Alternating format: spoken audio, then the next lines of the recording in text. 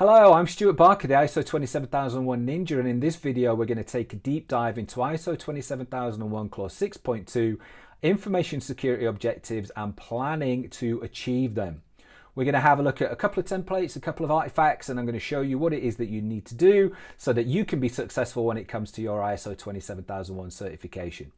First thing I'm going to do is start with a little bit of reading, give you what the standard actually says so we know what we're dealing with. Then I'm going to show you how you can satisfy it and how you can meet that.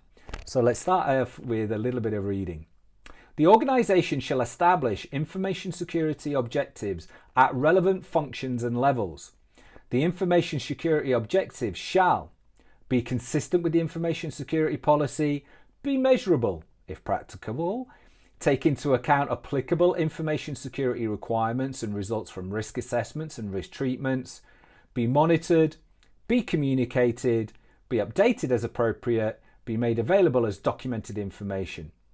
The organisation shall retain documented information on the information security objectives. When planning how to achieve its information security objectives, the organisation shall determine what will be done, what resources will be required, who will be responsible, when it will be completed, and how the results will be evaluated. So let's start at the back end of that. So one of the first things I'm going to do is I'm going to show you this. And again, whether or not you use the high table template or whether or not you use your own template, you're going to have to record those key pieces of information. So what you can see here is the information security objective spreadsheet. What we have is the information security objective. We have what will be done, what resources will be required, who will be responsible, when will it be completed, and how are those results evaluated. And what you can see is, because if this is your first implementation, or to be fair, I mean, even if you're just coming at it, these are very good common information security objectives that come up time and time again, that have been used hundreds, thousands of times in audits because they make absolute common sense. I'm not going to go through this in detail. What I'm showing you here is the requirement. The requirement is to have the document. What I'm showing you here is within the template, you can see by way of example.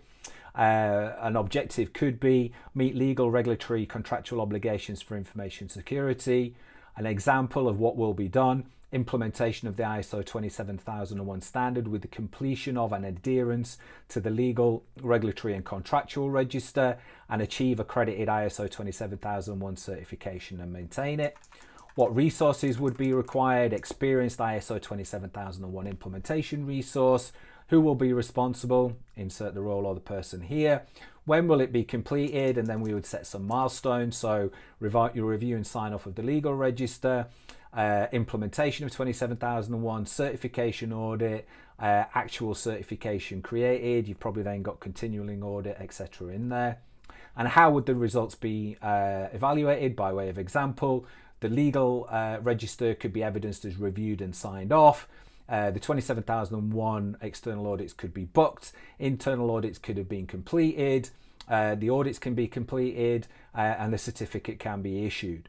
So that's just one example, but we're going to record those objectives, we're going to measure those objectives. We're going to make this document available and publicly available within our organization. Internally, publicly, internally, so that people are aware of it. And we're going to write those objectives into the information security management policy. Now, there's different ways of communicating it, but a great way of communicating it is to include those objectives in the information security management policy, because that gets distributed, that gets shared, that gets read, and that gets acknowledged and accepted as being read. So it's just a great way, an easy, simple, great way to distribute and communicate that.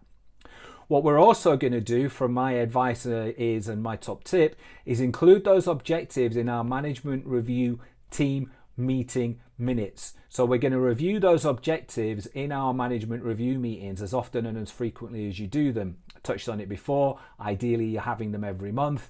But whatever the frequency is, have those objectives in there so that you are reviewing them, documenting and evidencing and minuting the fact that you've reviewed them as part of your management review meeting. So you're going to have your information security objectives. When it comes to the creation of the objectives, we actually have a framework. So there is a template, but again, you can just copy this if you need to, but there is a template as part of the toolkit called the Information Security Management System Overview, and as part of that, it covers some key areas. This is the framework for setting objectives. I'll walk you through it, and then you've got it and you know the information, right? So when it comes to our framework for setting objectives, objectives are reviewed at least annually or when significant change occurs to the organization. Objectives are approved and signed off by the management review team. Objectives are published in the Information Security Policy, which is communicated to and accepted by all staff. The objectives are based on a clear understanding of the business requirements and as a minimum are based on the organisation overview, the context of organisation, feedback from interested parties, output from risk assessment and risk treatments. Objectives are measured and progress against objectives is tracked at the management review meeting, and the objectives are recorded in the Information Security Objectives template spreadsheet that we've just seen that sets out what will be done, what resources are required, who will be responsible and when it will be completed. The Information Security Management System will be measured upon its ability to meet these overall objectives and to achieve these objectives. So what you can see there is that we've got a documented framework for how we come up with our objectives, and then we've got the output in the objectives themselves, which are measured and monitored and tracked on a regular basis and are communicated and are made available to all staff. So that was a dive into ISO 27001 clause 6.2 information security objectives and planning to achieve them.